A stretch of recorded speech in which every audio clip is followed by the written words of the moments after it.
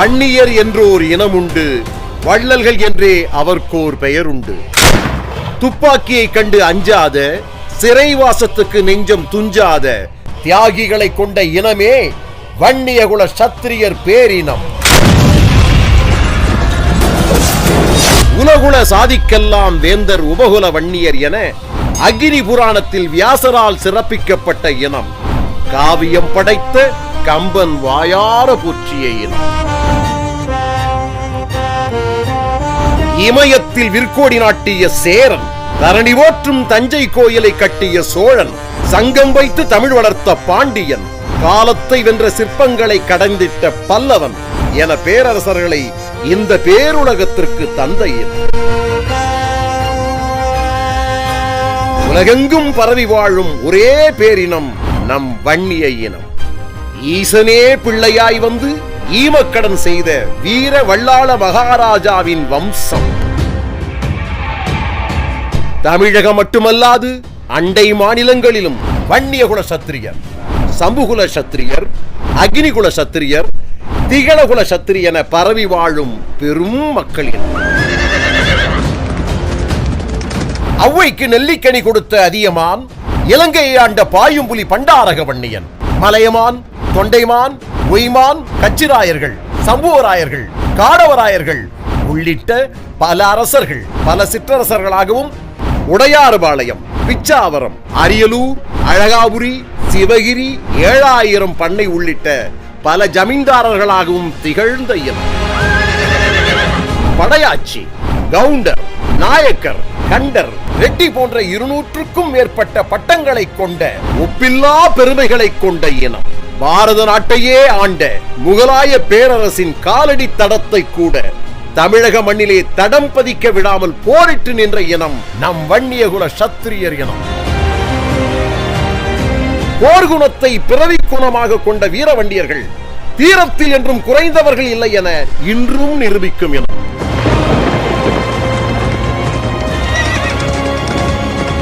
சுதந்திர போராட்டம், சமூக உரிமை போராட்டம், பொதுநல போராட்டம் என நெடிய போர்களை நடத்தி இன்றைக்கு சமூக நீதி போராட்டம் வரை தொடர்ந்து நடத்தி வரும் இனம். 1888 வன்னியகுல மகாசங்கம் நிறுவிய கோபால் நாயக்கர், வன்னியர்குல விளக்கம் எழுதிய அண்ணாசாமி நாயக்கர், ஜாதி சங்கராச்சாரம் எழுதிய குன்னம் முனுசாமி பிள்ளை ஆகியோரின் நெடுநாள் சட்ட போராட்டத்திற்கு பின் நீதிமன்றத்தில் சத்திரியர் என்ற அங்கீகாரத்தை மீட்டெடுத்த இனம் வன்னியர் இனம்.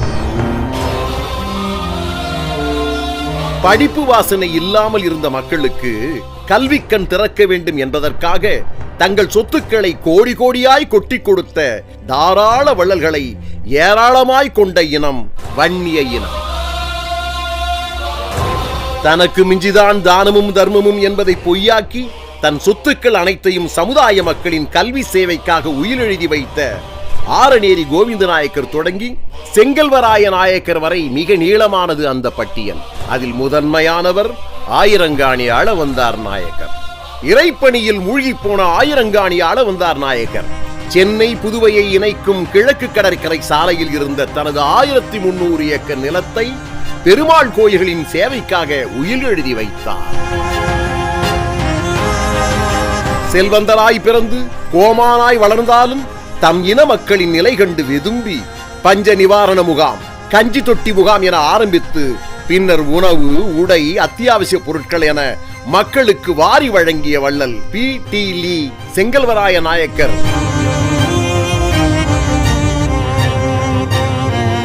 வாழ்ந்த காலத்தில் மட்டுமல்லாமல் இன்றைக்கும் செங்கல்வராய நாயக்கர் அறக்கட்டளை மூலம் எண்ணற்றோர் தொழிற்பயிற்சி, பொறியியல் உள்ளிட்ட படிப்புகளை படித்து பயன்பெற்று வருகிறார்கள் என்றால் அதற்கு செங்கல்வராய நாயக்கர் போட்ட அடித்தளம்தானே காரணம். செங்கல்வராய நாயக்கரை பார்த்து அவரை முன்மாதிரியாக கொண்டு கல்வி நிலையங்களை தொடங்கியவர் பரமத்தி வேலூரை சேர்ந்த கந்தசாமி கண்ணன். நம் இனத்தின் ஏழை எளிய மாணவர்கள் கல்வி கற்று முன்னேற வேண்டும் என்பதற்காக கல்வி நிறுவனங்களை தொடங்கி அதை வன்னியகுல சத்திரியர் மகா சங்கத்திடம் ஒப்படைத்தவர் உழைப்பால் உயர்ந்த புன்னமை தியாகராய நாயகர். புகழ்பெற்ற வடபழனி கோயிலை கட்டிய முதல் சித்தரான அண்ணாசாமி நாயகர் சைவ சித்தாந்த சண்டமாருதம் என்று அழைக்கப்பட்ட சூளை சோமசுந்தரம் நாயகர். பகுத்தறிவும் முற்போக்கு சிந்தனையும் கொண்ட பெரியாருக்கு பெரியார் என்று அழைக்கப்பட்ட அத்திப்பாக்கம் வெங்கடாசலம் நாயகர். சோமசுந்தர நாயகர் தமிழின் முதல் நாத்திக இதழான தத்துவ விவேசினியை நடத்திய முனுசாமி நாயக்கர் போன்றோரும் வன்னியர் இனத்தின் குறிப்பிடத்தக்க வள்ளல்கள் மற்றும் போராளிகள். மகாகவி சுப்பிரமணிய பாரதியாரின் காலத்திலேயே பல பத்திரிகைகளை நடத்தி பாரதியாருக்கு இணையாக விடுதலை உணர்வை ஊட்டிய ராஜரிஷி சேலத்து கவிச்சங்கம் அர்த்தநாரீஸ்வரவர்மா தனது வாழ்நாள் முழுவதும் கதராடை அணிந்து தேச விடுதலை, தமிழ்நாட்டின் எல்லை பாதுகாப்பு, மது ஒழிப்பு, கல்வி, சமூக முன்னேற்றம் உள்ளிட்டவற்றை வலியுறுத்தி ஏராளமான கவிதைகளை எழுதியவர். மகாத்மா காந்திக்கே பாராட்டு பத்திரம் வழங்கி பெருமை செய்த அர்த்தநாரீஸ்வரவர்மா சேலம் மாவட்டம் மேச்சேரியில் ஊரை திரட்டி மாபெரும் மது ஒழிப்பு மாநாட்டை நடத்தி காட்டிய மக்களின் நாயகர். மகாத்மா காந்தியை தமிழக மக்களுக்கு அறிமுகம் செய்து அடையாளம் காட்டிய சர்தார் ஆதிகேசவ நாயக்கர் வரிகுடா இயக்கத்தில் முக்கிய பங்காற்றியதால் பல ஆயிரம் கோடி மதிப்புடைய நூற்றுக்கணக்கான ஏக்கர் நிலங்களை இழந்தாலும் அதை பற்றி கவலைப்படாதவர். நாட்டு விடுதலைக்காக 11 ஆண்டுகள் சிறை தண்டனை அனுபவித்து வீர தீர செயலுக்காகவும் பேச்சுக்காகவும் மகாத்மா காந்தியிடம் சர்தார் பட்டம் பெற்ற தியாக வன்னியர். புதுச்சேரியின் விடுதலைக்கான விதைகளை விதைத்ததில் குறிப்பிடத்தக்கவர் செல்லான் நாயக்கர். அயராது போராடி துப்பாக்கி குண்டுகளை தாங்கி புதுச்சேரி இந்தியாவுடன் இணைக்கப்படுவதற்கு முக்கிய காரணமாக இருந்த மக்கள் போராளி செல்லான் நாயக்கர். செவாலியே பட்டம் பெற்ற முதல் தமிழன் என்ற பெருமையை பெற்றவர் செவாலியே செல்லான் நாயக்கர்.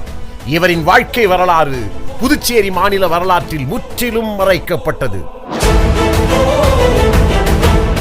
இந்திய விடுதலைக்கு பின்னர் மொழிவாரி மாநிலங்கள் பிரிக்கப்பட்ட போது சென்னை வரை சொந்தம் கொண்டாடியது ஆந்திர மாநிலம். திருத்தணி ஆந்திராவுக்கு சென்றது. அதனால் தமிழர் பகுதிகளை தமிழகத்தோடு இணைக்க கோரி குரல் கொடுத்தவர் தியாகி கே விநாயகம். திருத்தணியை தமிழகத்துடன் இணைக்க தளபதியாக களமிறங்கி போராடினார். அதன் விளைவாக எல்லை ஆணையம் அமைக்கப்பட்டு 1960ஆம் ஆண்டு ஏப்ரல் 1ஆம் தேதி முதல் தமிழ்நாட்டுடன் இணைக்கப்பட்டது திருத்தணி. அன்று முதல் தணிகை மீட்ட தளபதி விநாயகம் என்றே அவர் அன்போடு அழைக்கப்பட்டார். மகாத்மா காந்தியின் உலகம் போற்றும் சத்தியாகிரக போராட்ட முறை உருப்பெற்றது தென்னாப்பிரிக்காவில்தான். தென்னாப்பிரிக்காவில் சுமார் 8 ஆண்டுகள் நடைபெற்ற சத்தியாகிரக போராட்டத்தில் மகாத்மா காந்தியின் வழி நடந்து சிறை சென்று உயிர் துறந்தவர்கள் ஒருவர் மயிலாடுதுறையை பூர்வீகமாக கொண்ட சாமி நாகப்பன் படையாச்சி. சத்தியாகிரக போராட்டத்தில் பங்கேற்றதால் கைது செய்யப்பட்ட நாகப்பன் படையாச்சி தண்டத்தொகையை கட்டாமல் சிறை தண்டனையை ஏற்பதே சத்தியாகிரக போராட்டம் என்பதால் சிறைக்கு சென்றார். சிறையில் கடுங்குளிரில் கொடுமைப்படுத்தப்பட்டு குற்றுயிராக வெளியில் வந்து ஒரே வாரத்தில் மரணத்தை தழுவினார். அப்பொழுது நாகப்பன் படையாச்சியின் வயது வெறும் 18 தான்.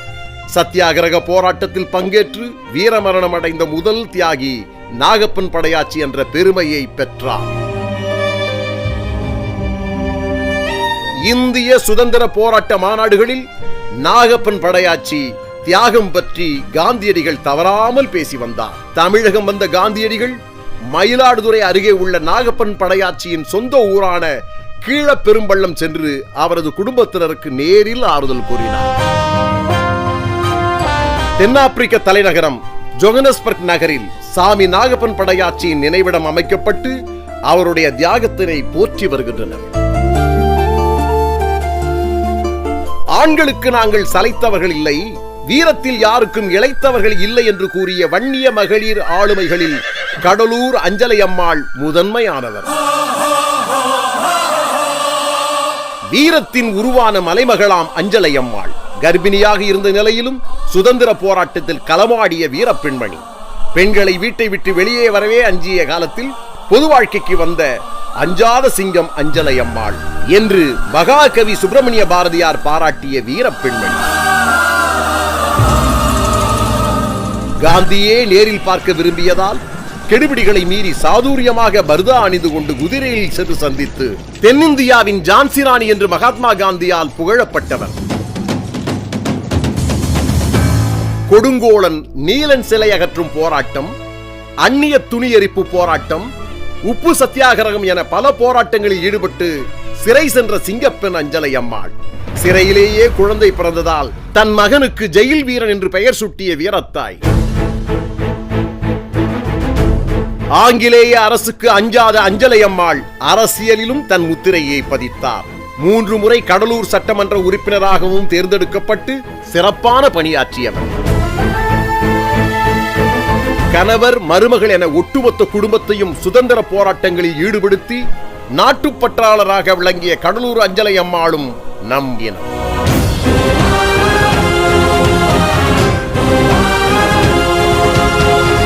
தனது சொத்துக்கள் அனைத்தையும் கல்வி நிலையங்களுக்கு கொடையளித்த வள்ளல் சரஸ்வதி தனகோடி அம்மாளும் நம் இனத்தை சேர்ந்தவரே.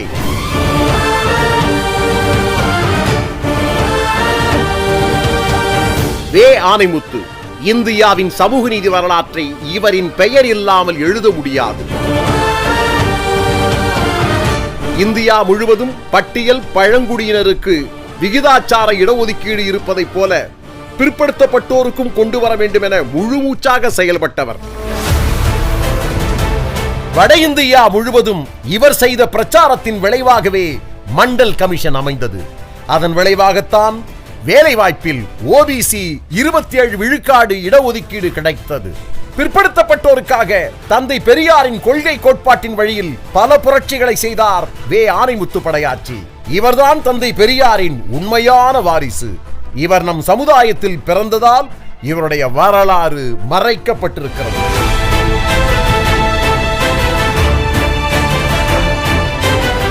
இவர்கள் மட்டுமல்ல, கா. ஆறுமுக நாயகர், கோ. பலபத்திர நாயகர், வி. குருசாமி நாயகர், உலகநாத நாயகர், ராஜகோபால் பூபதி நாயகர், லட்சுமண சுவாமி வர்மா, எஸ்.பி. ராஜாபதர் நாயகர், சே. ராஜநாயக்கர், முதலாம் தனகோட்டி முதலியார், சீனி வெங்கடாசாமி நாயகர், சு. சோமசுந்தர நாயகர், தீபை சதாசிவம் பண்டாரத்தார் போன்ற இன்னும் பல வள்ளல்கள், தியாகிகள், அறிஞர்கள், தலைவர்கள் வன்னிய பேரினத்தில் உண்டு. அவர்கள் அனைவருமே அக்னியை போல சுடர்விட்டு பிரகாசித்தவர்கள்தான். இத்தகைய மேன்மை மிகுந்த நம் வன்னியர் இனம் காலப்போக்கில் பெருமைகளையும் உரிமைகளையும் இழந்து தடுமாறிய பொழுது சிதறி கிடந்த அத்துணை வன்னியர்களையும் ஒன்றிணைத்தவர் நமது மருத்துவர் ஐயா.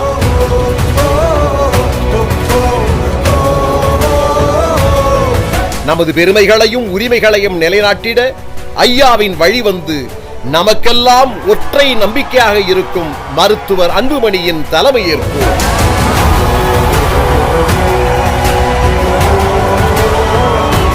ஒன்றுபடுவோம், வன்னியர்களின் உரிமையை வென்றெடுப்போம்.